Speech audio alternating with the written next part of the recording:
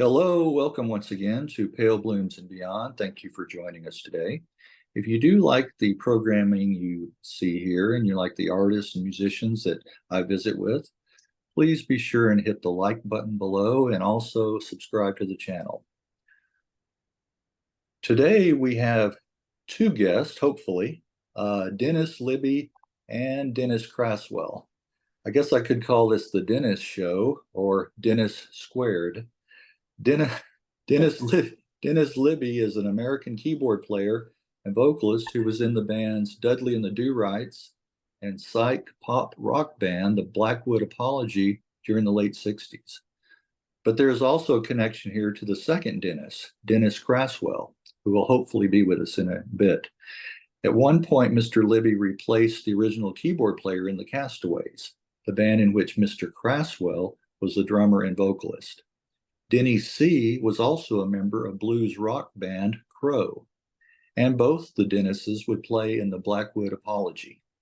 Denny C currently plays live gigs part of the year in Detroit Lakes, Minnesota, and the other part in South Padre Island, Texas. Mr. Libby has even joined Denny on stage, playing a few live shows. For future reference in this chat, I'll refer to Dennis Libby as Dennis and Dennis Craswell as Denny. Well, welcome, Dennis. Take us back to the beginning. Where were you born? Robbinsdale, Minnesota, right on the border of the city of Minneapolis. First-tier suburb, they used to call it. Oh, is that right? I live in Wiley, Texas, and forever been known as Wide Awake Wiley. That'll tell you it's kind of a sleepy town. Of course, it's growing by leaps and bounds lately. Well, do you have fond childhood memories growing up there as far as do you remember hearing music in the household? Oh, there was a lot of music in the household because my father was somewhat of a player, aficionado of Brazilian jazz, but has classical backgrounds. As a matter of fact, my mother insisted at one point in time, since we had a piano in the home, and my dad had played and taken some lessons in jazz, boogie woogie type style, early jazz, that I take some classical piano lessons, which I did. And I had sort of, unfortunately, kind of a stereotypical Catholic nun, ruler in hand type of piano teacher who really wanted to aspire to have me become a classical player. Okay. And classical music was interesting to me and it was fascinating, but I was much more interested in the jazz, R&B, that early blues, and that's really what I wanted to play. So I learned enough to be dangerous, learned to read music a little bit, and learned some chording, and then kind of dropped the piano lessons because I wasn't going to become a classical concert pianist like my teacher wanted, but it instilled in me, the musicality of having an instrument and playing.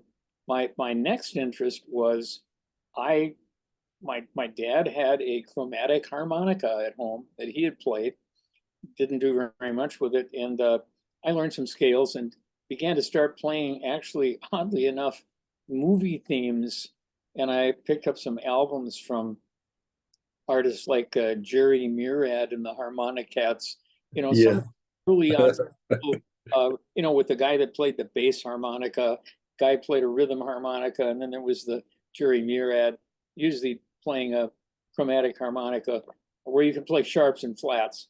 And so I got pretty proficient at that. And I was doing things like playing the themes from the album and soundtrack from Ben-Hur, which was a movie.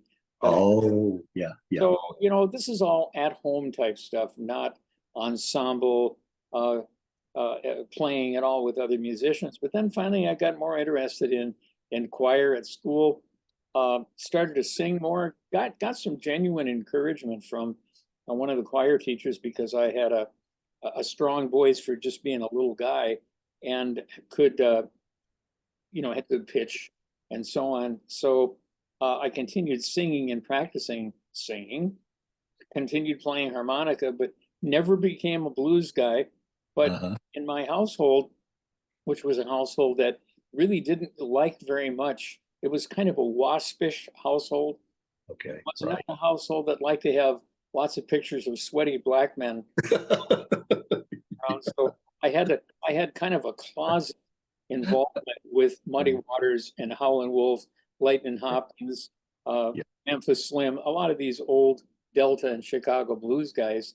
right. Learned how to play a little blues harmonica, which actually I played quite poorly on one of the Dudley and the Doo Rytes recordings. Okay. Song written by Jim Donna, the keyboard player from the Castaways that I replaced. But I ventured out into hanging out with guys. This is well before the Beatles. Okay. The Beatles really had not made their mark in America. This was long before the British invasion, but we were kind of what you'd call like the hootenanny era. You know, Yes. not the beatnik beat era. The one that followed it was kind of a folky, Right. hootenanny era, and people would get together and sing campfire songs and that kind of stuff. And I always liked to step up and sing. That's always one of the things I really enjoyed. And I think as my voice developed more and more, I had an opportunity to join a band that had previously been all instrumental because they were really a surf band. And then the name of the band was the Treblemen, and they Uh, called it that because they didn't have a bass player. yeah. Yeah. Is that right? Is that right? Yeah, one of the guitar players in the band was Randy Resnick. Okay. I was the only Gentile member of the band. All the other guys were friends. Two of them were from St. Louis Park. Two Jewish guys that were good, high school chums. And I had one of my best friends was Bob Cohen, whose folks owned the drugstore in Robbinsdale. All aspiring young guys, but people that obviously had very early on some gifts of talent and natural ability. And I became the singer in the band because I could sing Surfing Bird. Oh, yes. What a classic. I fit right in, it fit right into the fact that they were doing ventures and astronaut, Right. these Right. Yeah. namesake, and they were very good at it. We had an interesting drummer. Mike Mock was the drummer. Bless his heart, he's passed away. But he and Randy Resnick went to school together at St. Louis Park High School. And Mike was probably the most heavy set, fattest drummer that I've ever worked with. Okay. You're supposed to ask me how fat he was. Okay. I'm going to fall into this trap. How fat was he? He was the only drummer that I ever worked with that had to sit on two drum stools. Oh, okay. That's pretty And he had big. he had a terrible habit of hitting the drumstick just right on the bell of the drum so that the Uh-huh. little Regal plastic tip would come off and hit me in the back of the head. Oh, and he wouldn't have to ever bother with somebody sitting by him on the bus. No, not really. So the treble band, I had a kind of a brief history. Um, they needed and they wanted to have a bass player, and a guy by the name of Rick Beresford, who later played with a band called the High Spirits that had a couple re-recording releases and regional hits. Rick joined the band, so we became a more complete band. But Rick also sang, so all of a sudden, you didn't get paid very much if if 4 or 5 guys got $50 a night. Right. Collectively, that was doing pretty good for a gig, and the gigs were few and far between because there weren't very many venues. So eventually, what happened is I got canned. Uh, I got let go, and Rick Beresford, who's remained a close friend for many years, uh, still laughs about this period because he thought that they should keep me and whatever.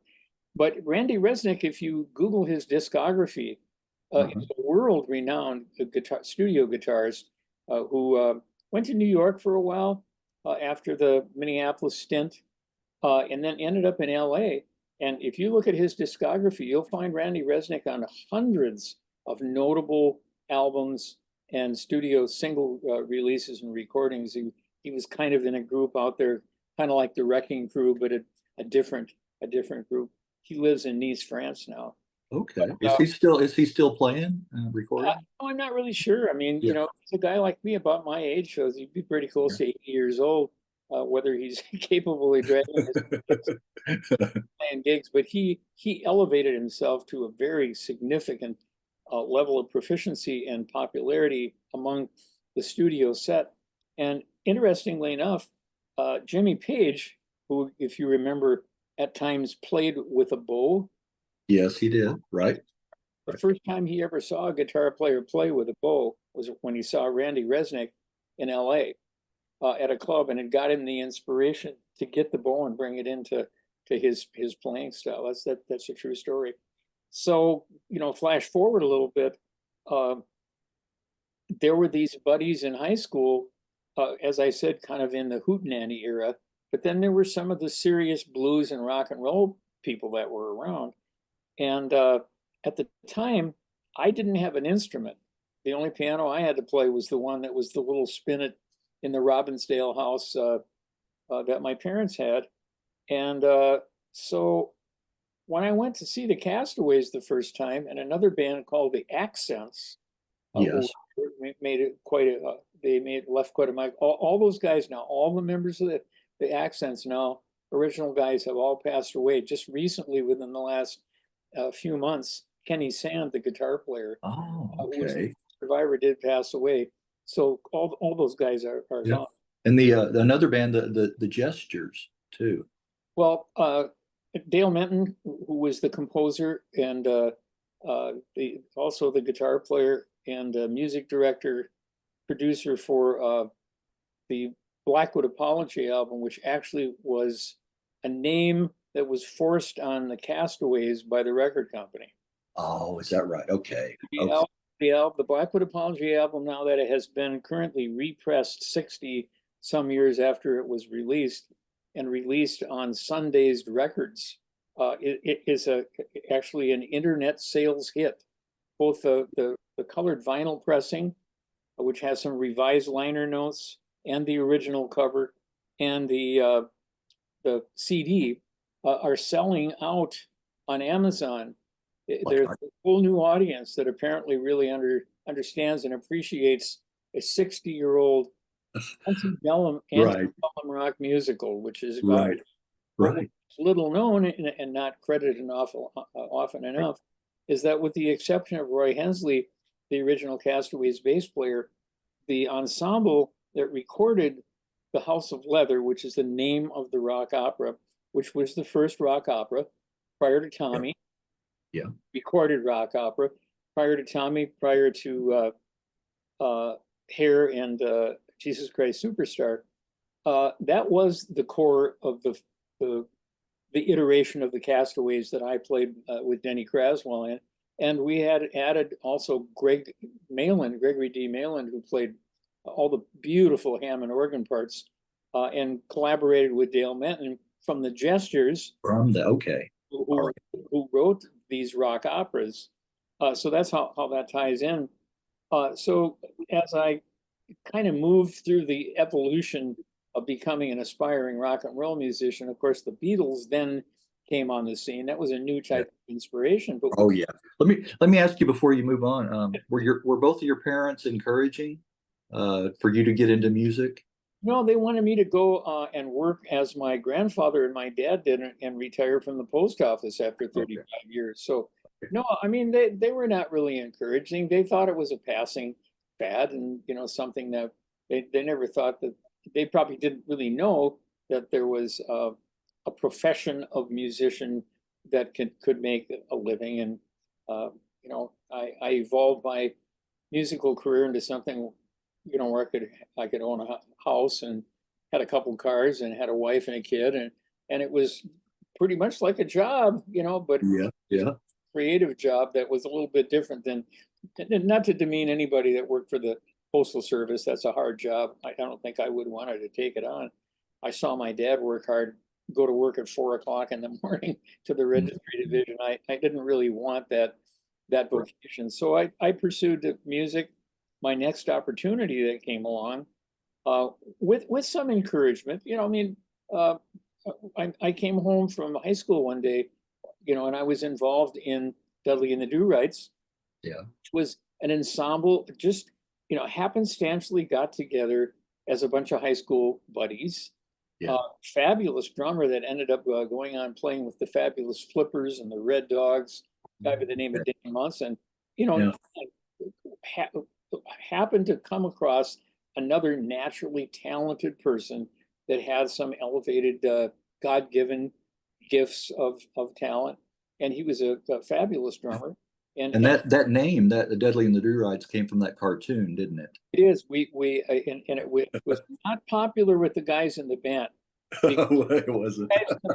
All serious Chicago and Delta blues aficionados, accomplished players already, early on. And a novelty name like that did not set well with them, but they wanted to play. And I convinced them that if we had some commercialization, and I wanted to play a little Beatles, I wanted to play a little Dave Clark 5, playing Howlin' Wolf and Lightning Hopkins and, all those artists was fine by me, but I wanted to be able to play. And you couldn't get much in the way of gigs playing in a blues band with 5 little white guys. Right, yeah.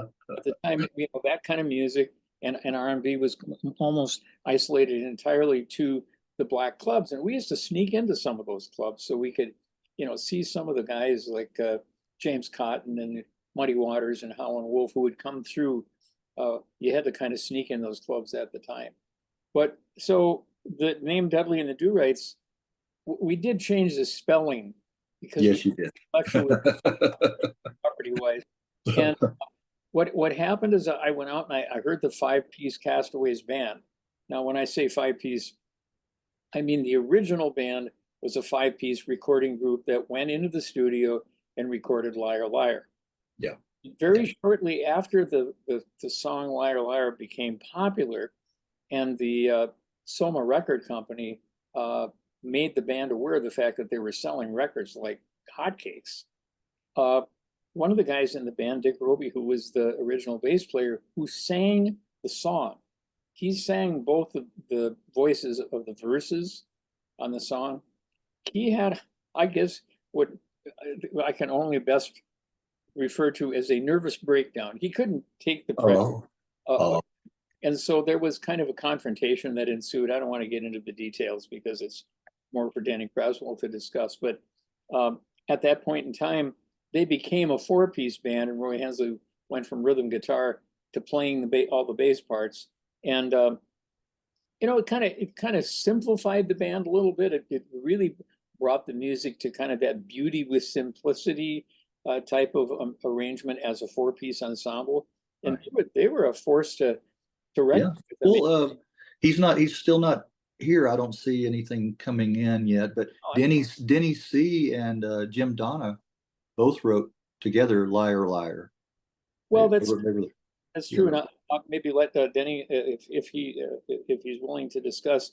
I had an integral involvement with the Castaways to a fairly high degree because I decided that I needed to learn how to play rock and roll piano. I knew how to play piano, but my training was more in classical and scales, and I didn't really know the chordal basics and all that stuff. So I actually went out with Denny Craswell, who kind of helped me out because we'd become friends before we even played together, and we went out and found this beat up old, tube type Wurlitzer electronic piano, which is what all the guys played. Ray Charles recorded What I Say on one of these things, and it was a sound. And Jim Donna was a novice electronic engineer. He finally ended up getting his degree in engineering, but he had figured out how to rewire the piano so you could, instead of running headphones out, you could run a guitar amp cable out and run it into a Fender Twin Reverb or whatever you wanted to run it into, and then play with other guitar players and bass players. So I found one. Jim Donna helped me rewire it.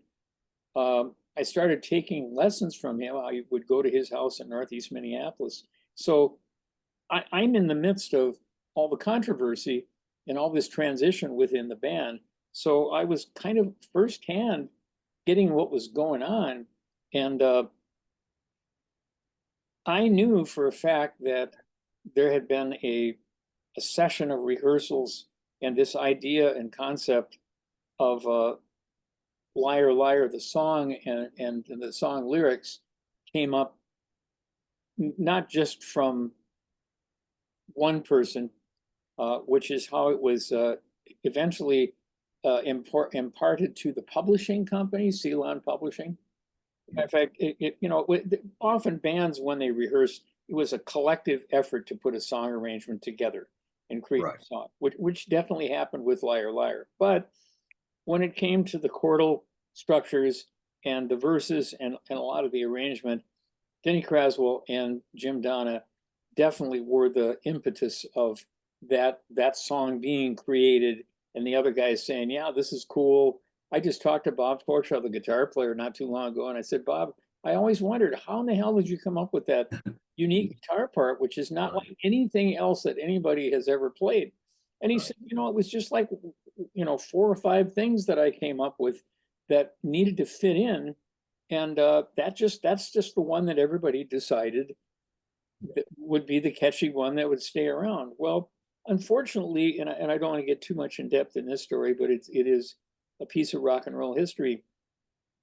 Denny Craswell was quite a young guy and younger than all the rest of the guys in the band. And Jim Donna was kind of the business representative of the band. And I think what happened, and the only way I can kind of say this politically correctly, is that Jim Donna saw an opportunity when it came to filing the publishing documents to not file the one that had both Denny's name and his name on it, but file one with only his name on it.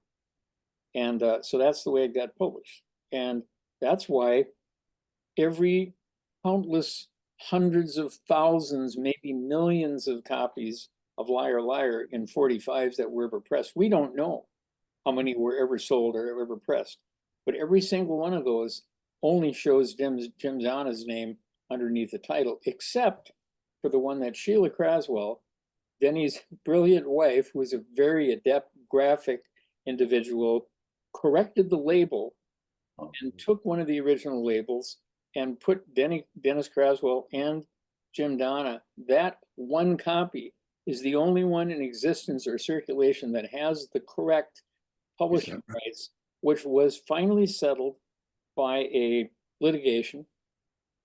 I don't want to talk anymore about it, but there was a settlement, and then so Denny Craswell did get his justifiable publishing rights and remuneration, however that worked out. That's none of my business.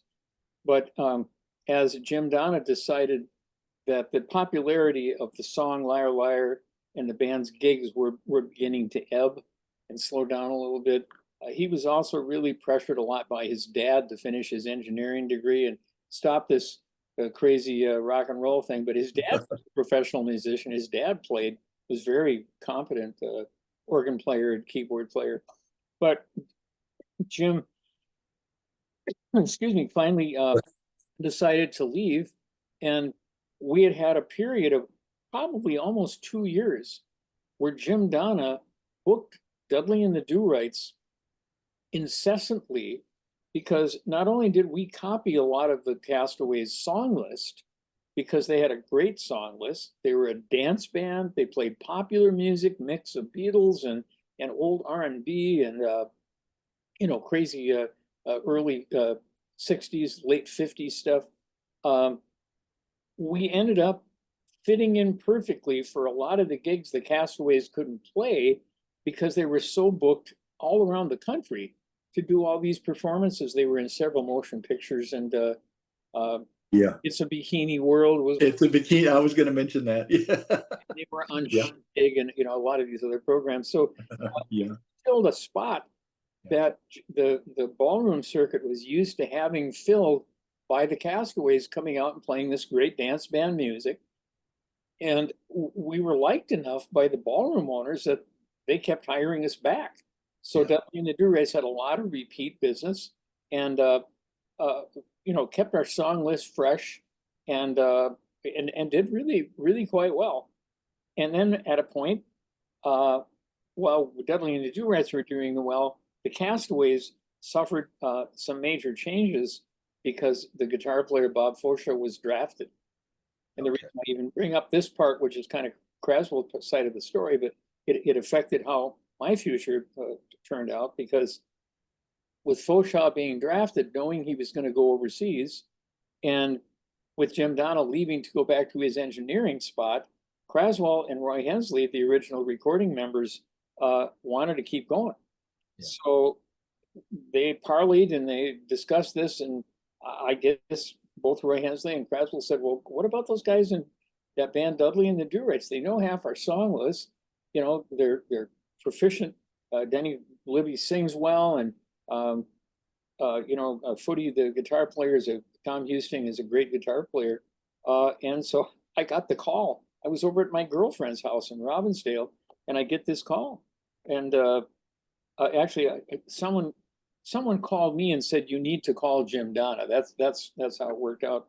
We didn't have cell phones. I shouldn't be doing this. So I called Jim Donna, and he just laid it on the line. He said, "How would you and Tom Houston like to leave Dudley and the Doo Rytes and become the replacement guitar player and vocalist and keyboard player with the Castaways?" And I'm going like, "Really?" You know, I mean, it was so flattering and it was quite exciting, but at the same time, you know, we had an ensemble of close friends that had been together, and I had loyalty to those people. Yeah. It was a tough decision to think about doing that. So I finally did call Houston. We talked about it, and he said, "You know, maybe it would be the best thing for us to do." So I called Donna back, and he said, "And by the way, I don't know if I don't think I told you this." He said, "But I just talked to Greg Malin from Gregory D and the Avantis, who, you know, was an inspiration to countless musicians and keyboard players. You know, very fine, talented, innovative sort of pop musician guy, and we're going to add him to the band. So you'd have a 5-piece band." And I said, "We're in." And you know, a lot of that's just history now, because we had our rehearsals and we had a big opening night at a Richfield, Minnesota ballroom, and we rented a spotlight. And, Okay. you know, made a big event, and the place was packed. Um, and that you know, the rest of it is kind of history. Uh, you know, from then on, you know, we toured all over the country. We Craswell and I went to Chicago and secured a record contract with Mercury Records, Fontana Records, Yeah. to a company called Dunwich Production Arkham Artists, which, as time went by, ended up being the management company for Crow after Right. Right. the Castaways dispersed, and that's kind of takes us up to that story that the Castaways, when we were a 5-piece ensemble with myself playing with Craswell and Roy Hensley, we got to that point that a lot of bands get to, where you really constantly have to reinvent yourself. Right. You have to do new things all the time to keep fresh. You know, if you keep doing the same stuff, the audiences and the ballroom owners and the club owners and stuff, they kind of sense you're not putting the time and effort in it to be good entertainment. So I had heard that Dale Menton from the Jesters band had written this unusual piece of music, which was a combination of stories and development of characters, and nobody really thought about calling it a rock opera back then. But as time went on, and more legitimate theater and poetry and book authors started recognizing what a unique situation this was, both musically and literally. People started getting interested, and I just decided that I should go to them with a couple other band members and ask if Menton would be interested, because we had the resources, the record label, and the money to go into the recording studio, and if it was a viable project. And we were so impressed with this concept of a storyline and sort of cohesive 90 minutes, I think it was about 65 minutes worth of music that all tied in together, you know, almost constant musical continuity between each piece, there were small little segments that kind of tied things together. But it was very impressive. So we actually rehearsed a bunch of it, except Roy Hensley didn't want to have anything to do with it because he considered himself a proficient professional musician. He didn't want anybody teaching him or showing him or giving him direction on how to play. He just wanted to hear what it was and do what he wanted to do. But this was a whole different level because these were charts. You know, Right. these were compositions and arrangements that were written and scripted and had lyrical content with, you know, unheard of continuity in these stories. And so it really wasn't the way it was going to work out. And so Roy Hensley essentially just refused to come to rehearsals. So Dale Menton said, look, I've got this guy I played with in the Jesters by the name of Ron Beckman, hell of a bass player, great to work with in the studio. You know, got all those great tones and plays very, very well, reads music. And so they brought Ron Beckman in. Eventually, we actually had hired a couple of different guys. As a matter of fact, we took a guy by the name of Mike Flaherty to Chicago with us to meet with the record company. And we rehearsed enough of the vocals of enough of the sections that we could sit in the record company executive's office with Mike Flaherty, who was with a group called Seraphic Street Sounds that Menton had you know previously had. And Mike came in and just sang the parts with us to convince the record company to do the deal. And actually, Mike came into the picture, now that I remember it, because we had actually found that the bass player that had played with Gregory D and the Avantis was available, contacted him, asked him if he would join the group. His name is Frank Prout, you know, God rest his soul, he's departed. And Frank was interested, but he didn't have an instrument. And I happened to have a 1964 Fender Jazz bass, quite a nice collectible piece. And so I said, look, Frank, I'll lend the thing to you, and you can just use it, you know, until we're done with this project or whatever. So I gave Frank the bass, and we also gave him a ticket to join us at the international airport here to fly to Chicago. You know, the audition that Mike Flaherty had to fill in, because what happened is Frank Prout took his airline ticket, cashed it in, and got a ticket to California and flew to California with my 64 bass. I didn't see him again for 20 years. I just want to intercede. I just told him something that I thought was very, very important, and that's that the Blackwood Apology was a name that was kind of forced on the band by the record company. After the Castaways, Les Roy Hensley actually recorded The House of Leather. A lot of people don't know that, and I think that in his program, it'd be nice for people to know that you and I and Greg Malin and Tom Husting with Ron Beckman and Dale Menton actually were the recording artists in the studio, but it was the core of the Castaways, and the record company wanted to distance itself from a novelty record, Liar Liar, because they considered this a very serious piece of music. So Blackwood Apology, if you look at the liner in the inside of the album, it's all the 5-piece Castaway band photos of the second iteration that Denny and I played together. And it's often confused and, of course, overshadowed by Jim Hanna's book, that the only album that the Castaways ever recorded was really recorded by the Castaways, then renamed Blackwood Apology. Right. And to clarify, did Jim play on any of that stuff? Never a note. Never know, yeah. And of course, Jim was the last member to join the cast of the original band. I mean, for the original Castaways, he was the last member to join, as I recall. Yeah. I'm not sure I had the order, but yeah, you're right though, Dennis. You got that correct. Let's see. I did want to get just a little bit of background from you. Denny, like I did with Dennis, about, like early on, uh, hearing music in the household when you were growing up, that kind of thing? Sure. Do you remember hearing music in the household when you were young? Oh yeah, yeah. There was a lot of music in the household.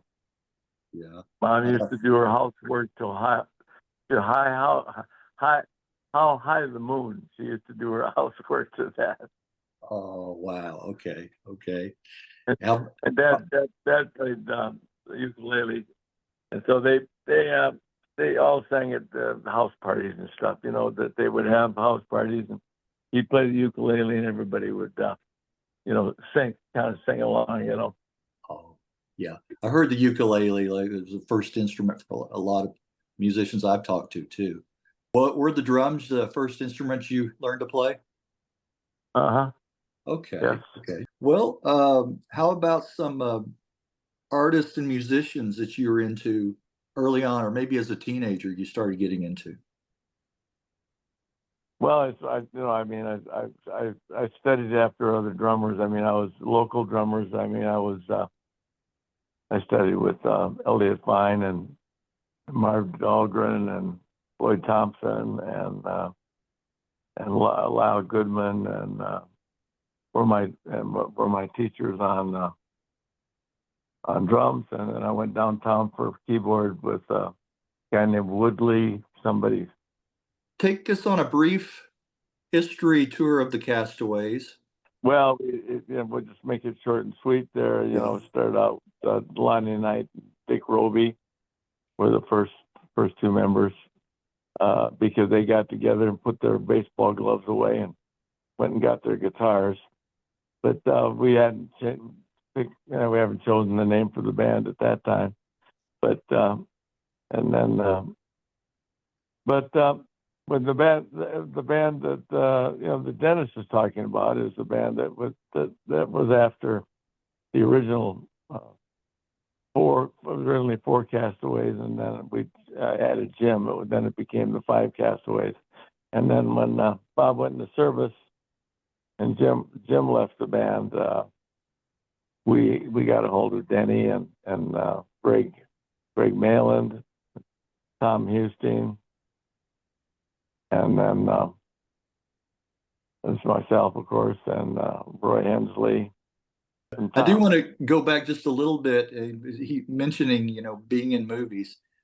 I got to hear your recollections from being in It's a Bikini World. My recollection, though, I guess I've told this story before, but we played at that haunted house on Hollywood Boulevard or somewhere on Hollywood on the Sunset Strip there along there. It was called the Haunted House, and the stage was a big mouth of a monster, and every 5 minutes the nose would shoot out CO2 gas, Yeah. And when you come in the front door, there was a casket, and the casket, when you came in the front door, the casket would open up, and Bela Lugosi would sit up and then make some noise and drop down, and the thing was shut. It was made like Hollywood style place, But Yeah. I didn't see the Toys and the other bands that were in that, but I did talk to Eric Burton, and they were playing there, and we played there. But they put this heavy pancake makeup on it. I don't know, I've never worn any makeup, but this stuff is the actual movie makeup. It's real thick, it's real gooey, and it's just. But they have to make up any skin that shows that they put this on yourself. Well, the gal that in that red bikini, what outfit she wore to dance to the song. I don't know if you've seen that clip on Yes. YouTube. Yeah. But, Yeah, I have. well, the makeup guy had done us and stuff, and she get ready and this making her up, and so she, there's a lot of skin flop coming out of the top of her top up there. So he's making the skin up, back and forth around the top of her boob, and then I does the right one, and I'm thinking, oh gee, I guess. And then I'm at 15 years old. I'm kind of just awestruck, And so then he works on the other side, for a while. I'm thinking, oh, I suppose it's part of his job. I mean, he's got to do this, and that's everybody has to have all that skin that's showing in the movie made up, So I understand. Well, now he goes back to number one again. Well, now haven't you already done that before? Could I have that? I wish I'd had that job, the makeup job in doing that movie. That was the thought that was going through my mind. Yeah. The guy some, it's probably a thankless job in many ways, but then has its rewards. That's right. That's right. Oh, that's right. The fringe benefit there. Oh, yeah. Definitely. Oh, that's a good story. That's what I like to hear, stories like that. Well, I want to also hear about filling in the gaps here about Crow, your time with Crow. Now, originally the band was named South 40. Right. That's before. When I joined the band, we changed the name. And Mike Malaskar was the original drummer with South 40. Also, the original drummer on some of the first tracks on the Crow Music album. He drummed on Evil Woman, and he drummed on Yellow Dog. Although Yellow Dog, what happened in the studio when we were in Michigan, they inadvertently erased his drum track, and the producer kept saying, "Where's the drum track? Where's the drum track?" He goes, "Oh yeah, well I'll find it." He said, "Where is the drum track?" He said, "Well yeah, I erased it." Oh no, really? He said, "Can you?" And then he said, "Well, Dennis, can you cut that track over again to the record?" I said, "Well, sure." If you can play with the band, you can play with the music. So I just re-recorded the part that he lost. But I think he might have been on another track. I'm not sure exactly what tracks Mike played on, but he played on a couple of tracks on that first album because they had already recorded that. But when we changed the name to Crow, that's when I joined them, I guess. I'm not sure it was the day that I joined, but all the gigs that I did were under the name Crow. I never played any South 40 gigs. No South 40. Okay. You guys had what? We played in some of the same clubs, like someplace else. You know where that one was, Danny, don't you? It's up there. That's Robbinsdale, someplace else. Yeah. It was a club called Someplace. Okay. Okay. They South 40 used to play up there, and so when we changed the name, we still played the same club, but just under another name, and I was drunk. So okay, well, you guys had what, like three studio albums, several singles, and then of course the track Evil Woman. Later on, Black Sabbath covered that. You did tour all over the U.S. I mean, from coast to coast with some big name bands. Well, the agent that booked, Iron Butterfly and Janis Joplin booked us too. So, and Blues Image, another one. But so we went on tour opening for them. So we got a chance to play all the big rooms, the auditoriums and stuff. Yeah, you played a couple of festivals. You played a couple. DC Stadium. That was a huge deal, and then a couple of pop festivals. Yeah, the pop festivals. Yeah, festivals. The only festival we missed was Woodstock. We were booked somewhere, so we couldn't play it. Oh, really? That would have been nice. Yeah, that would have. That sure would have. Well, any special memories touring, playing live? What the Beach Boys, Denny? Yeah, the Beach Boys. I'll tell you my one Beach Boy story that I repeat on stage sometimes. Okay. In fact, sitting next to Carl Wilson on the airplane. Because we flew commercial, so did they.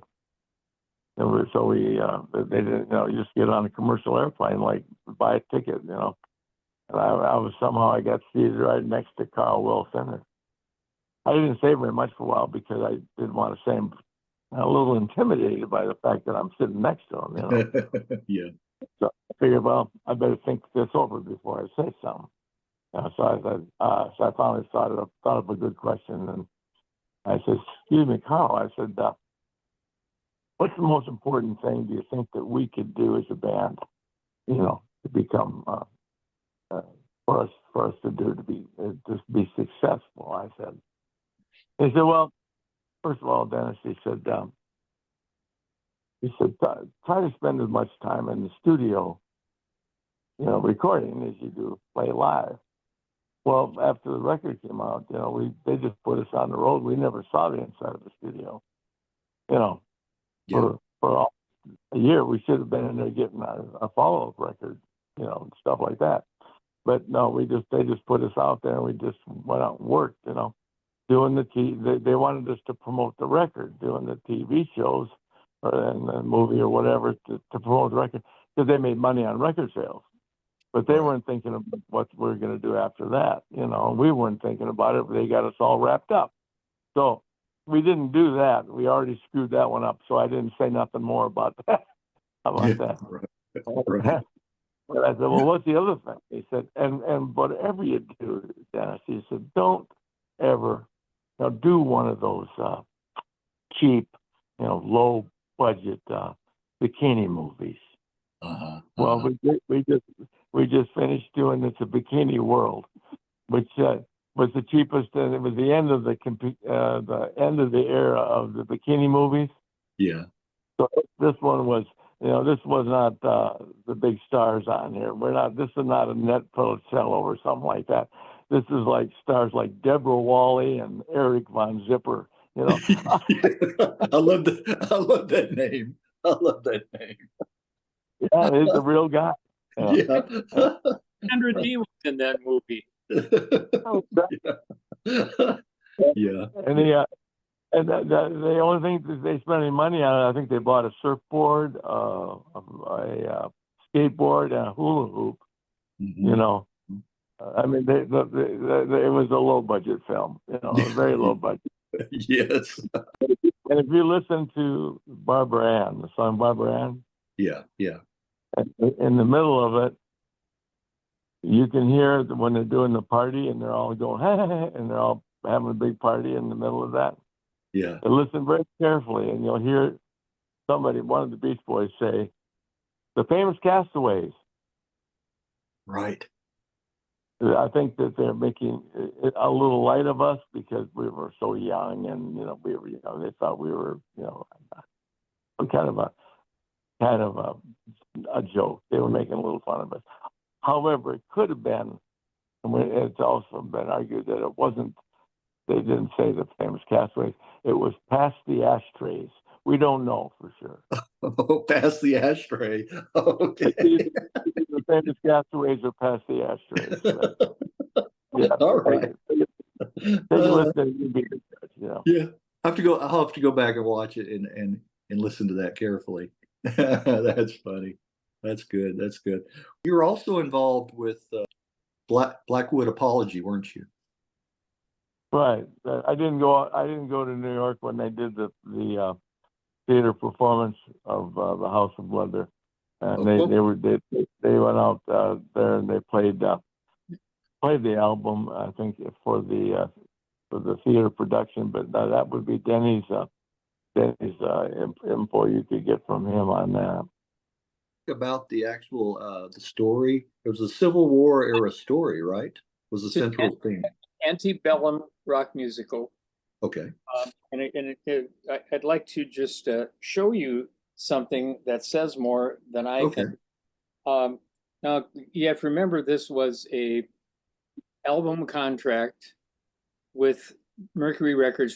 Mercury Records was the parent of Fontana Records, and I have to credit Denny Craswell for tolerating my company going to Chicago and meeting with all these record executives, and just a couple of young guys with briefcases and sharkskin suits coming in to try to talk him into doing a record contract. Well, we already had a 45 contract, but this was a big step up.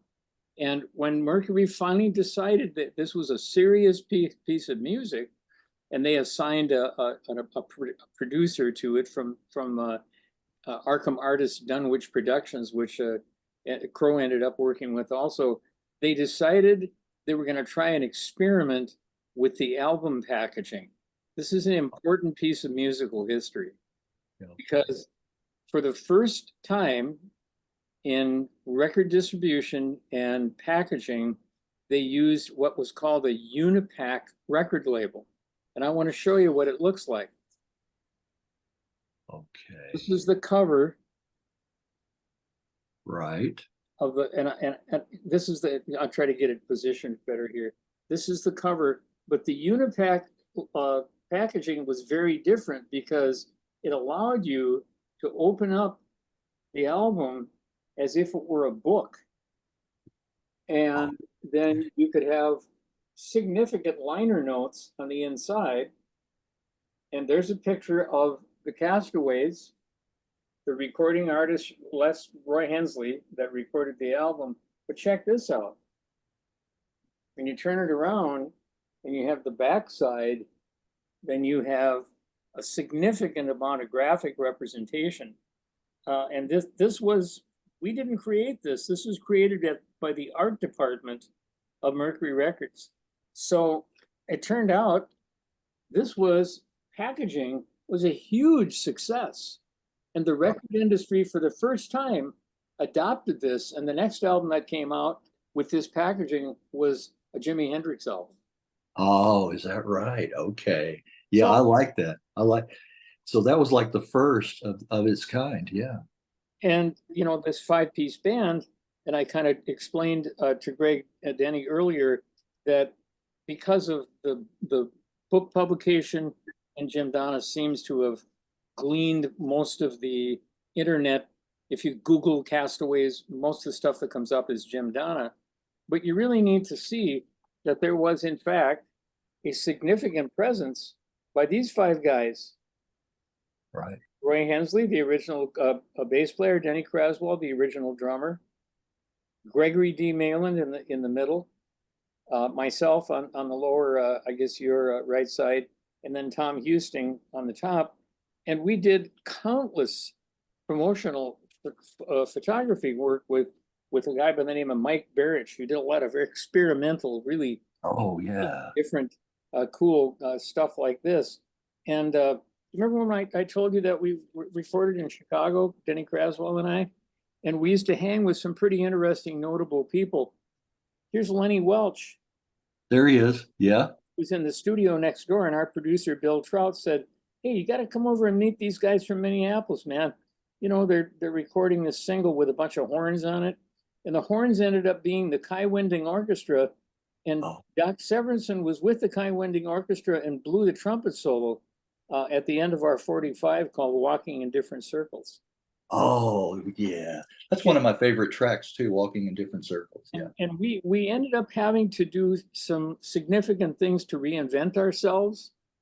And, you know, the rock opera was one of those things, but we did a thing where we kind of copied another band, but we went to a costume house, and we all ended up costuming ourselves on stage. And everybody had a little different kind of a period look.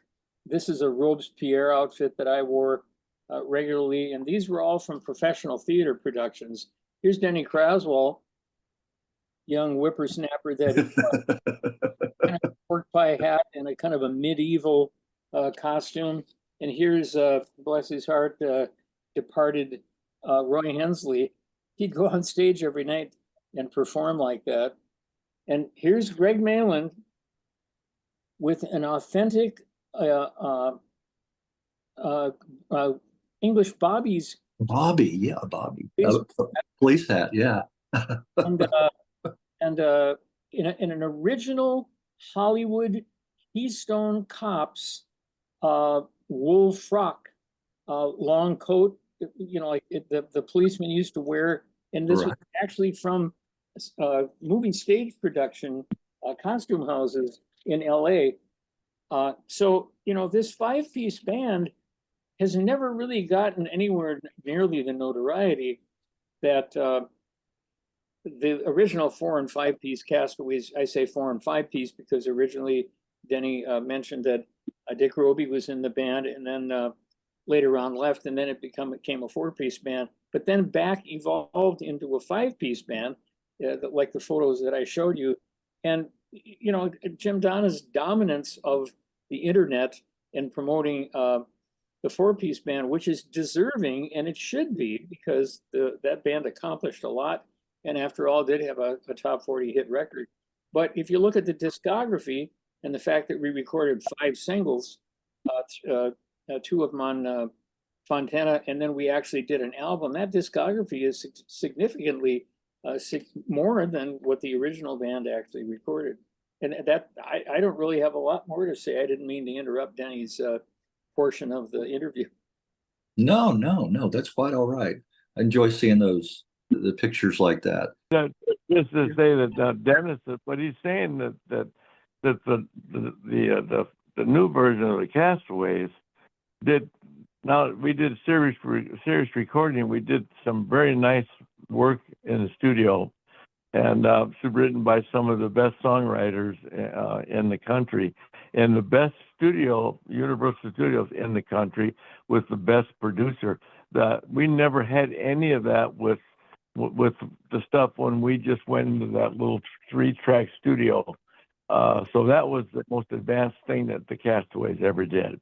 And the best stuff that we ever did. But and it didn't get anywhere to speak of. But on a light note, I got to apologize to Dennis about that dirty trick I played on you back then. We were over at the office. He was downstairs at my mom's house. I had to go somewhere, and we were waiting to find out if Rory Burke, the head of production and Mercury Records, was going to give us our contract, right? Right. And we're waiting for the call, and we were waiting for the call. And I said, "Listen, Dennis," I said, "I got to run out the store. If Rory Burke from Mercury calls, take the call. Find out if we got the contract." He goes, "Yeah, okay." So I went upstairs, and you know how you can make your own phone ring? By dialing 911 or whatever it was, you had to wait. You dial 3 numbers and you hang up the phone, and it'll ring your own phone. Ring right? back, yeah. Yeah. So I went upstairs and I slammed the door like I'm leaving. Then I went back and I rang the old phone, and Dennis picks it up downstairs. You know, Castaways, and picks up the phone downstairs. I said, "Is this the Castaways?" I see how "Is this the Castaways?" And he goes, "Yes, it is." I said, "This is Rory Burke. I just called to let you know the deal's off."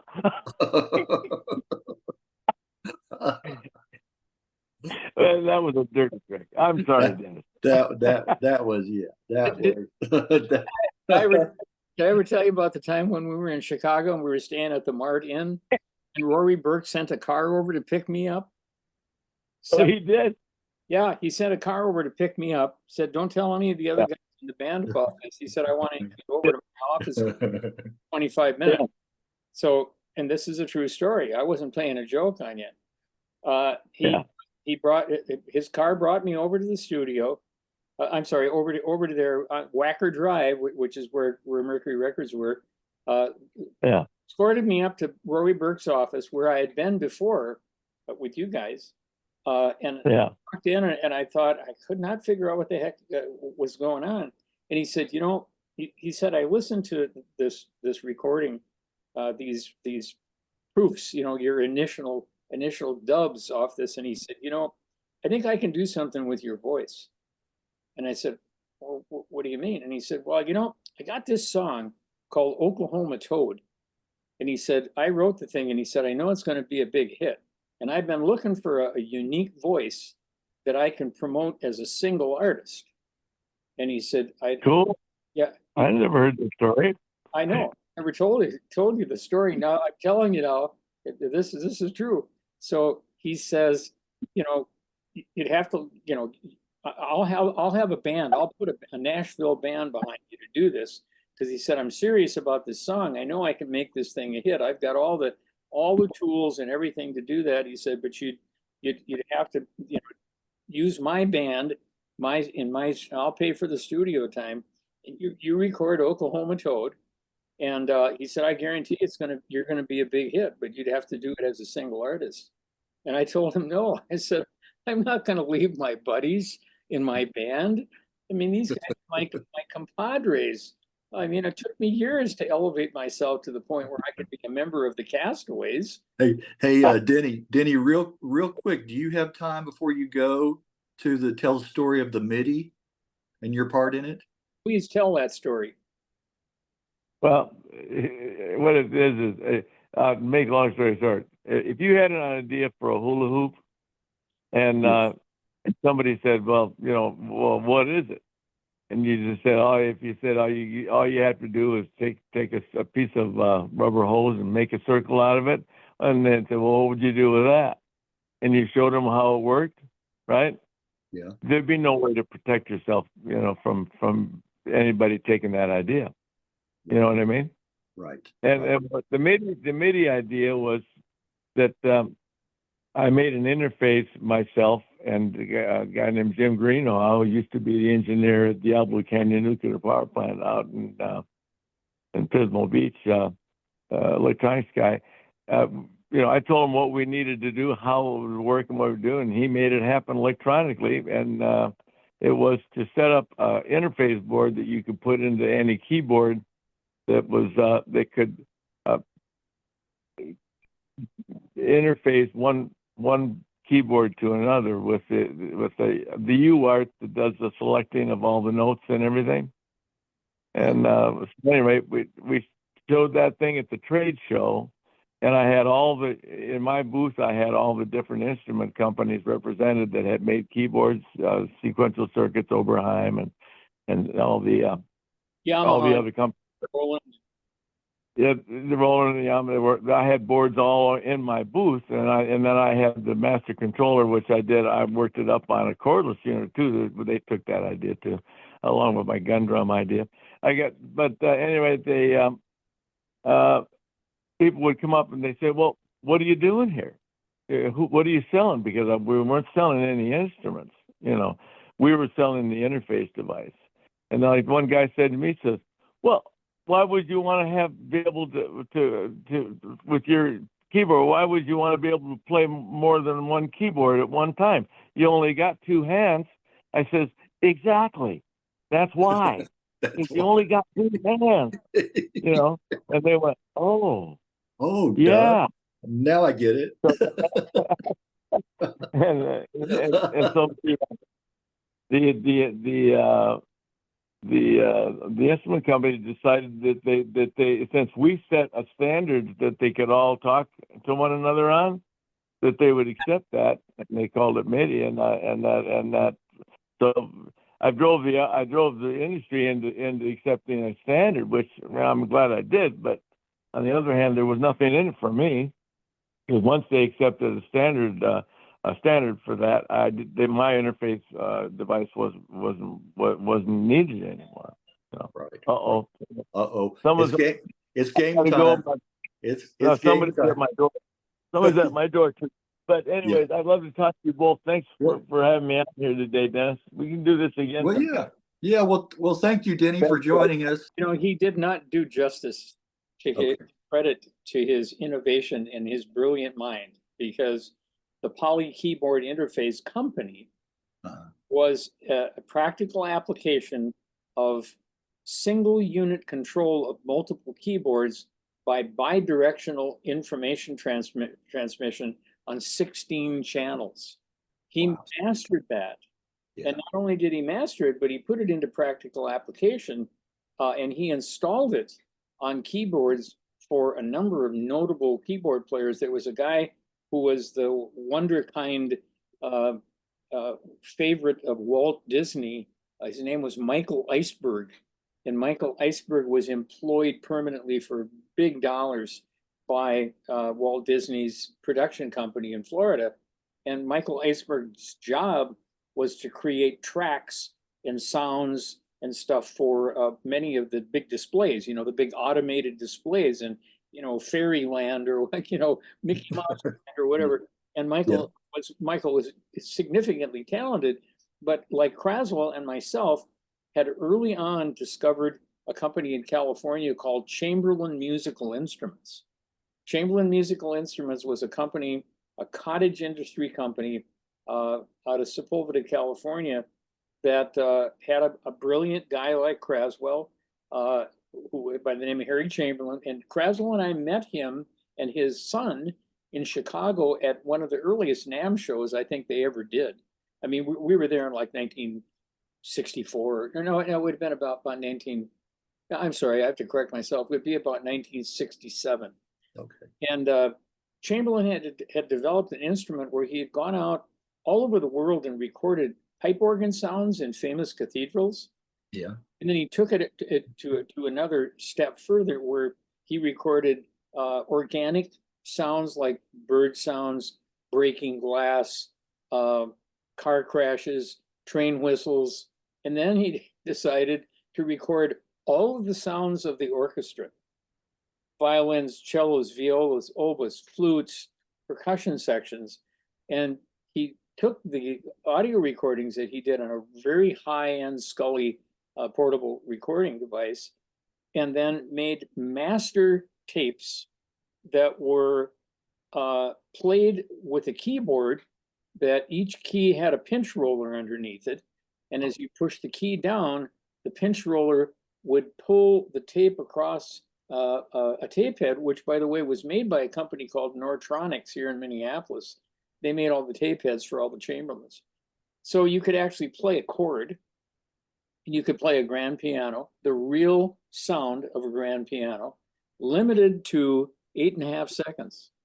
And then you had to let the key go so the tape would rewind. Oh, rewind. Okay. So it was practical, but it was also a little impractical. Anyway, that's a background story of what brought Craswell into this innovative design and research thing. So when Craswell was in between the Castaways and Crow, he didn't talk about this at all, which is a shame. He had an act called Ape. Okay, Ape. And Ape involved the early initial poly keyboard interface functionality, but using a Muzak tape loop. You remember the Muzak systems that they used to use on elevators? Right. You know, just played music over and over and over and over again. So you get in the elevator, you hear the same songs and same. Anyway, now it's, you know, it's all digital. But what he did is he adapted with a guy named Ray Arntz, who spent countless hours in a music store up in Crystal, Minnesota, perfecting a way that you could use this thing as a play and record. So you could record on it, then you can play back on it. And he, you know, they mounted it in a containment box, and then he masterfully got this bidirectional 16-channel controllability, so that he could play from one keyboard, you know, typically the Chamberlain. And then Chamberlain also made some remote devices that didn't have keyboards on them. He interfaced so he could connect with that. And he decided to develop an act where he, I have to send you a picture of the poster of this, because the poster is far too large for me to take off my wall. And I can't carry my iMac over there to show you. The poster is an unbelievably kind of a sci-fi concept poster of an artist that Denny knew here in Minneapolis. But it's for promoting the Ape Show. Okay. The Ape Show entailed a guy dressed in a gorilla costume, acting and miming gorilla noises and gorilla activity, but coming onto the stage and stepping up to a giant drum set that was entirely made out of logs and skins and spears with cymbals on the end. So real primitive, rustic looking drum set that was actually fully functional, big double bass drums and stuff. And so integrated within this drum set was a poly keyboard interface controllability that he had with his bidirectional 16 channels, and he had multiple Chamberlin instruments. And I'm not exaggerating when I'm talking about the organic sounds that Harry Chamberlain recorded. I mean, the craziest stuff. Every time you watch a Superman series, one of the TV series, and you hear Superman taking off and landing, that's pressing a key on a Chamberlin. Every time in the old movies, when you would see a terrible, they usually go off camera, and then you hear the car crash and you hear the breaking glass and the screeching tires. That's somebody in a film studio pressing a key down on Chamberlin and playing these sounds. But then he had marimbas and vibraharps, Steinway grand pianos, pipe organs from all over the world, foghorns. I mean, I can't tell you how diverse these instruments were. And the first ones that were out, and Craswell and I each had one, were a big giant console about the size of a Hammond spinet organ. And it had pedals and 2 keyboards horizontally. One was the accompaniment section that had all full drum tracks. Real drummers playing real cymbals and real snares and real bass drums. So you could hold down a key, and then actually, as you change the key, and remember, you can only play it for 8 seconds. 8 seconds. You got to change the chord. And what happened is one of Harry Chamberlain's employees, eventually, I got away from the Craswell story, but this is important. One of Harry Chamberlain's employees decided to go to Great Britain and ran into some guys over there that were trying to create a similar type of device, didn't know anything really about Chamberlains. And so a lot of the technical secrets of Harry Chamberlain's formula and how the capstan rollers and the spring returns and all that stuff ended up being developed by a company called Mellotron. Oh, okay. Mellotron. Right. One of the very first ones in stage use and practical use was by the Moody Blues. And Right. Mike Pinder got a hold of one of these. Mike Pinder, yes. Passed away, by the way. Who has passed away. I love the sounds. I love the sounds you can get from the Mellotron. Yeah. And those sounds, many of those sounds are Chamberlin masters, because later on what happened, Mellotron was having such a trouble with the reliability and the construction and the technology. And, Chamberlin had years and years of development beyond that.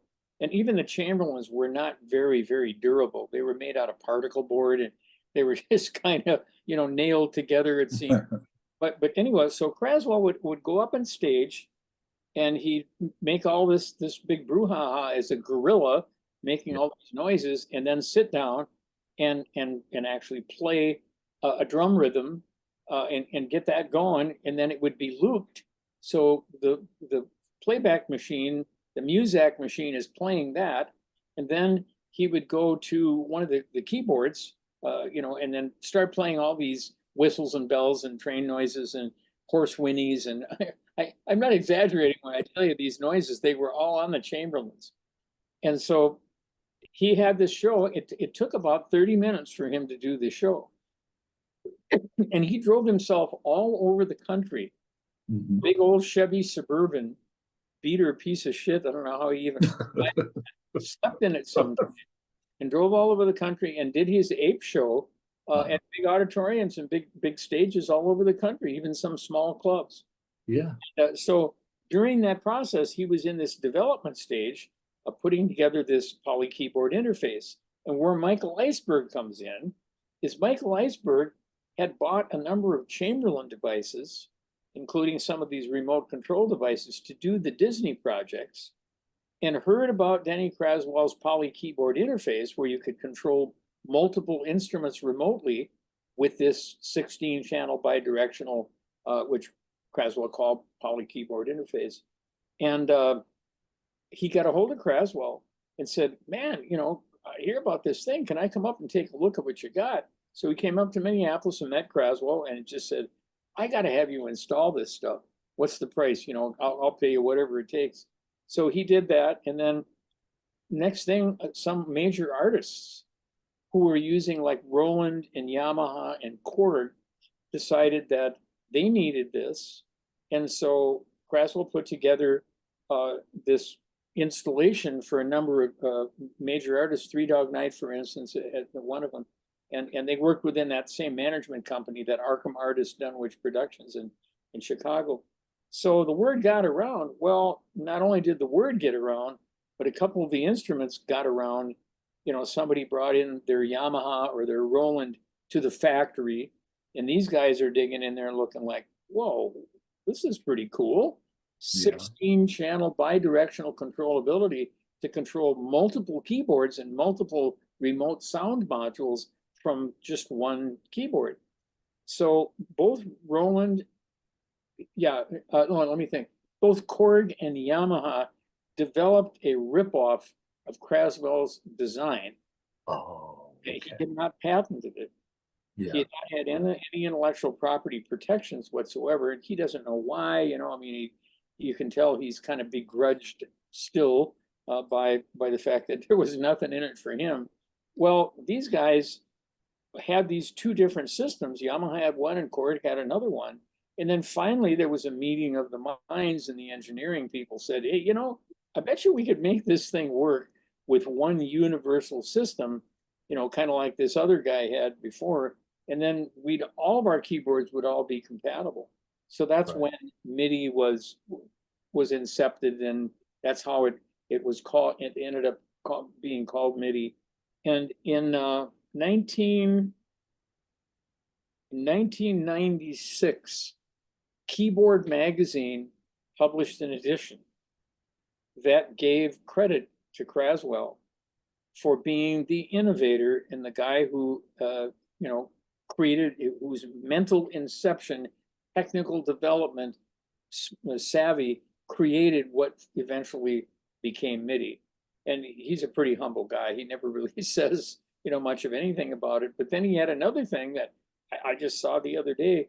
He actually developed something called gun drums, and they were handheld with kind of like BBs, some type of a component inside it that when you move your wrists and your hands like you would in the motions of playing a drum set, it had different triggers that were on it.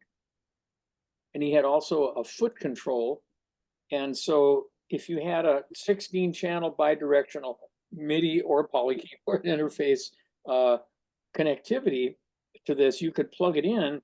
And if you had a sound module, Roland makes them, Korg makes them, there's some, great ones out there that are sample drum sounds, you could just stand up with no instruments and do all these motions and play an entire drum set. And it was astounding. He demonstrated it to me several different times. And I just thought, man, you should be able to make $1 million with this thing. Well, once again, he didn't really protect himself. He didn't want to spend the money probably to get an intellectual property attorney to file the patents for him. So now you can go on Amazon, and there's a half a dozen people that sell things that look just like little lighted drumsticks, and you can plug them into a MIDI controlled sound module and do all the stuff. And it they're everywhere. I don't even know if you can buy them for sure. I have no interest, but he never is credited enough for his ingenuity. He is a brilliant guy that always has little wheels moving. And when he does his MIDI show where he sings and plays, a lot of those tracks he created. The ones that he used, you can buy tracks and you can use karaoke and that kind of stuff. But standing up on stage, you've got a sound system right behind you, and you stand up there to just be a singer or bang on a tambourine, and all it is Craswell. And you got a bass player and you got guitar parts, and we do Liar Liar, and no guitar on stage, and you're getting that it's a fascinating experience having a lifetime of friendship with this guy. He's one of my most valued assets as a friend. I love the guy to death, and he deserves everything that he has. And I think that it's unfortunate that someone selfishly not only kind of maligned the circumstance, but he didn't really get credit for being a co-author of Liar Liar for decades. And you start thinking about the mechanical licensing from Good Morning Vietnam. Yes, right. That adds up to, or if you start thinking about mechanical licensing for Deborah Harry re-recording Liar Liar, Yeah, she did. Yeah. Married to the Mob, and the mechanical licensing for Lock, Stock, and Two Smoking Barrels. I mean, this Rush Limbaugh licensed this and used it for 7 years in the beginning of his program, and all that money went to only one person. Yeah. So they had their little day in court, and they settled it out. But that's not mentioned anywhere in the current book. So Castaways, unfortunately. That's unfortunate. Yeah, it really is. Yeah, that side of the business that people can take advantage of that. Well, I'm glad he did get somewhat his due. Maybe a little too late, but Well, the people who write the music and compose are the only people who really make any money. I mean, high level sidemen and people who are like Scott Baxter, guys like that. Joe Walsh, they make tons of money as players, but they have to go out and bust their ass and play gigs and earn the dollars that come in from that. This Dale Menton album, the composer that recorded that wrote The House of Leather, he does get, and deservingly so, does get residuals, from the House of Leather repressing, but there's not one guy that played on this that'll make a penny. I mean, I sang all the lead vocals on this, and Denny Craswell played all the drums except for one track. And I'll tell you how humble this guy is. He's in the studio. He's the artist. He's one of the original members of the band, the Castaways, recording this House of Leather concept rock opera. And he just did not feel comfortable playing the 6/8 tempo of the Civil Wars section. If you get a chance to listen to the album, there's a Civil War section. It's just called The War. And he didn't feel comfortable playing it. He went to Menton and said, I don't know what to do. He said, I'm not feeling this. And he said, I know that you're not really happy with it. He said, why don't you call Leo Fine from the Minnesota Orchestra? Because Leo's a great jazz player. He swings, and he has great tempo. And he's where he is because he's so good at what he does. And said, why don't you have Leo come in and play the part? That's exactly what happened.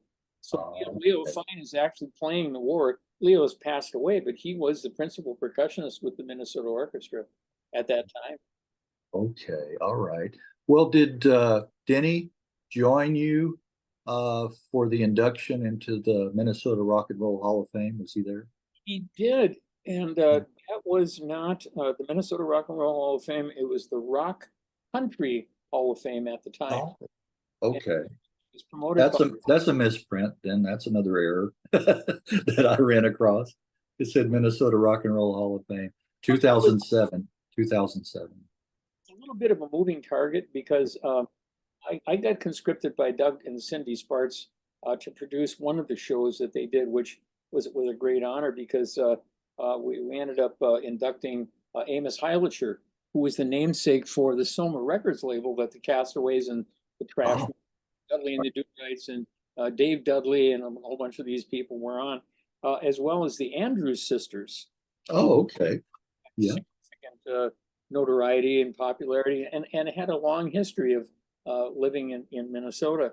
But the Rock Country Hall of Fame was started probably in the early 2000s.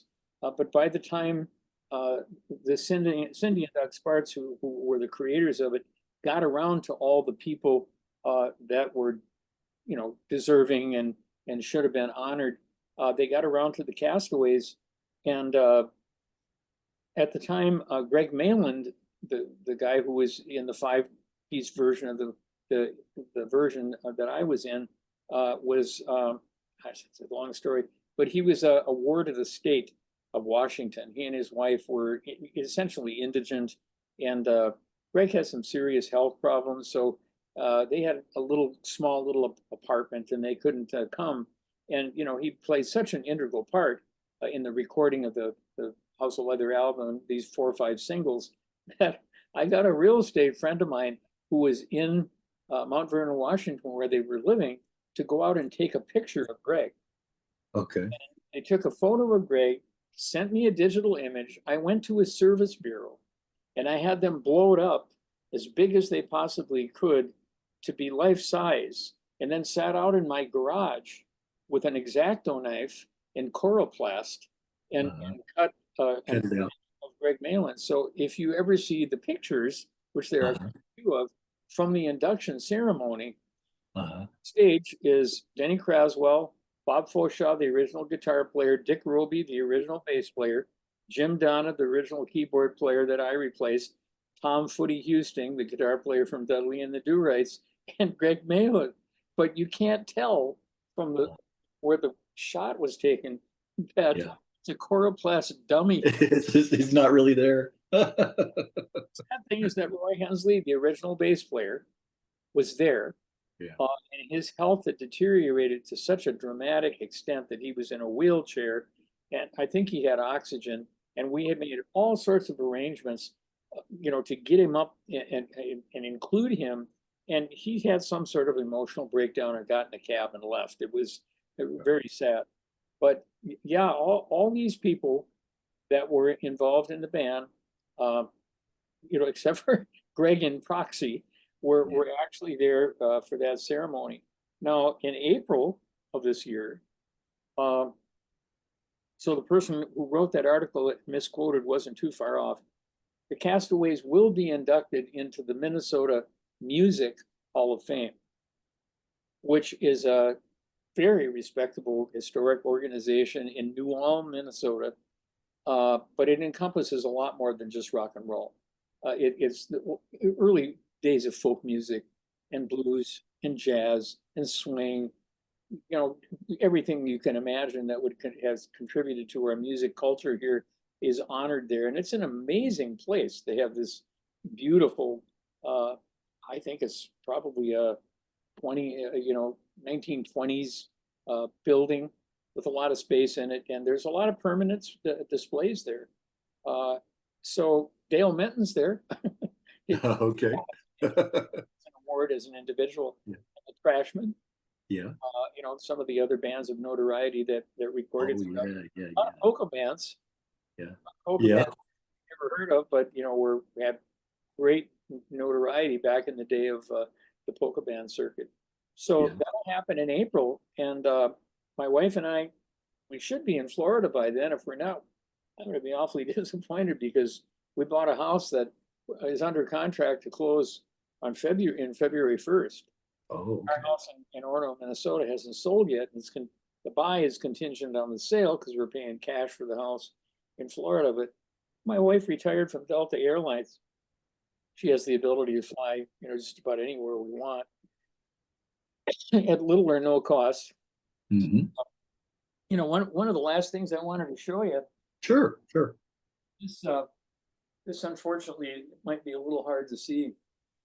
There aren't many of these remaining, but this is a 3D blacklight poster that, you know, we made thousands of these things, but unfortunately there aren't too many left in survival. Wow. Mine. I had a few of them and shared them with other members of the band, but you see the faces. If I had a blacklight, which I just sold all of them not too long ago, I had a few of them, and the blacklight, when it shines on this, the eyes and the mouths and the faces move. And just okay. thing. That optical illusion thing. Yeah. Wow. That's cool. I guess I never really explained to you, and part of it, really an integral part of the story is that Blackwood Apology became a touring band, replacing members of the Castaways other than myself that just couldn't be around anymore. Just before the Blackwood Apology House of Leather album was finished and go to mastering, Greg Malin had a lung collapse, Hmm. the organ player, Yeah. and ended up being hospitalized. And we were just before our final vocal sessions. I had done most of the leads, but we had all these choruses to put in there. There was a lot of arranged singing, beautiful singing on it. And Greg wasn't there. Luckily, her recording engineer, Bob Schultz, who again, rest in peace, Bob, he's passed away. Bob Schultz was a choir director, sang well, and read music. So he came in to substitute Greg in the ensemble and recorded all the background vocals that Greg should have recorded on, and that worked out. But Greg really never regained enough good health to come back into the Castaways band or for us to reform. And Tom Houston, the guitar player, was on the draft roll. That was a big sort of Damocles hanging over a lot of people's heads, including me. And I had a lot of friends that went to Vietnam that didn't make it a month over there and came back in body bags. So, I was terrified about the concept myself.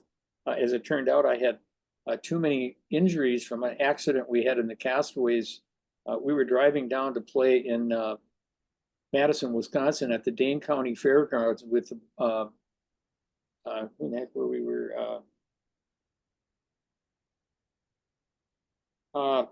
Some major artist from California. We were going to play a show, and we had a terrible, fateful accident, destroyed all of our equipment. And I broke my left foot. I broke both my knees, had some serious injury to my back. So by the time my draft number came up, they decided that I wasn't fit enough boot camp. So Woody, our guitar player, he really had plans for education, secondary education. He wanted to get his degree. And back then, if you were a legitimate initiative and had enough credits, you could get a deferment. But he had to leave the band because he really couldn't go to college and then play in the band at the same time. Yeah. And then Roy Hensley, our bass player, was never involved. Roy just didn't want to have anything to do with it. So he got excluded kind of by his own choice. And I was the last man left standing. So I got engaged by Dale Menton to join the newly reformed Blackwood Apology band, which involved a drummer and a bass player who were playing with a band called Michael's Mystics, big horn band, big production show band. And the drummer, Joey, had been the drummer in the Strange Loves and recorded. Oh, yes. Guys were all a bunch of talented punks from Staten Island, New York, and they dressed them all up in Aboriginal clothes like yeah. stuff. They were just a bunch of punks from Staten Island. Yeah. Played with those guys and had some notoriety. Very, very fine, classically trained jazz drummer. And then a guy by the name of Dick Hedlund, who became a well-known recording engineer, played bass with Al Jarreau for a long time. And actually, my daughter's godfather. Anyway, so those guys, and then a guy by the name of Bruce Penalty, massively talented Hammond organ player. And so that became a brand new touring band of Blackwood Apology. Okay. And then the story goes on. We had all sorts of iterations and changes. The band that went to New York to play the House of Leather there was not called Blackwood Apology. The name of that band was Hugo. Oh, okay. Hugo. Yeah. Renamed because of some intellectual property rights and the Mercury recording. And we actually went into Capitol Recording Studios in New York and started recording a cast soundtrack. We're going to bring all the other actors. And, I worked opposite Barry Boswich on that stage in New York. That was a 600, almost 600 seat theater. One of the La Mama theaters, the Ellen Stewart theaters. I have a poster. Right. Yeah. And we just got about halfway through, and the producers made some real bungles and made some bad decisions. One review came out from Clive Barnes, who was the reviewer for the New York Times, and he made some comments like, "Well, the music is more concrete than rock," and how do you interpret that? Well, anyway, this guy by the name of Marshall Nafee out of California had spent huge dollars, more than what he would have spent to be on Broadway, to be off Broadway, because that was the vogue thing to do, and to get major, large theater like this Ellen Stewart Theater with a gigantic thrust stage and a huge sound system. It was a beautiful setting, and we sold out previews there for weeks. Yeah. Finally, we had a grand opening, and Clive Barnes comes with, you know, 2 women, one on each arm with big stuff. They come in and come in and seat in the theater, and we thought we were in heaven. We all went to Sardi's afterwards, thinking show, and the performance went so well. And then his review comes out, and the local producers were from here, Bill Siemens and Dick Shapiro, and they got all in a huff, got their shorts all too tight, because they were worried that the show wouldn't do well, and this Marshall Nafee would lose money. And to tell you the truth, he wouldn't have given a shit. He had more money than God. He loved it. He just loved it, and he thought it was really creative. And the next morning, after these guys had called the production company and canceled the show, the Village Voice and 2 other major New York papers came out saying, you know, wow, it's small. The Minnesota theater company comes to New York and shows us all how to do it.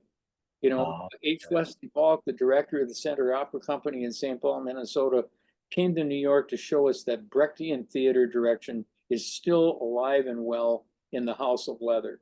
Well, by then it was too late. Barry Boswich had already secured his position to go and start filming Rocky Horror Picture Show. He was bad in Rocky Horror Picture Show.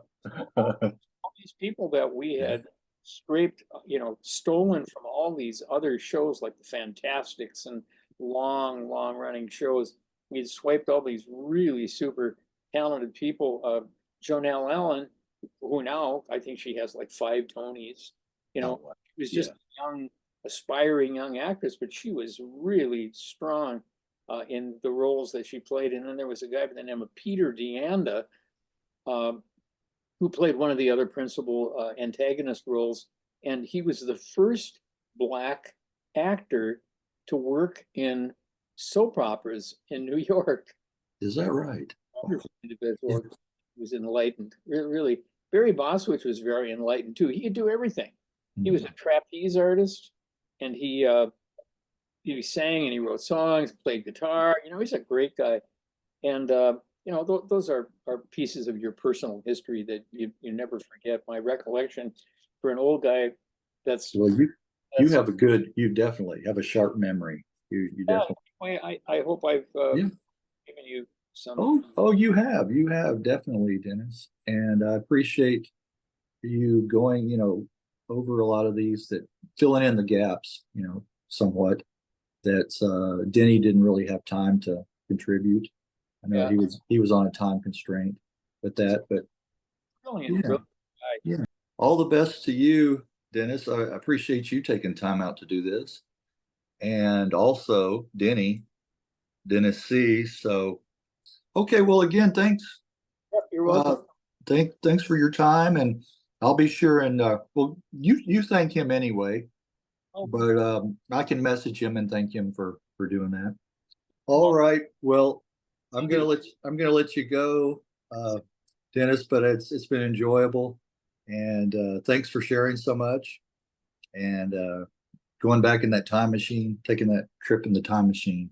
I enjoy that, and the viewers will enjoy it too. So I'll send you a copy of this in a week or so, and then you can post it and share it with people and all that. So, and I'll also send, I've got his email too, so I'll send it to Denny, and happy holidays, Merry Christmas to you, and all the best for the new year. Sounds great to me. Thanks a lot.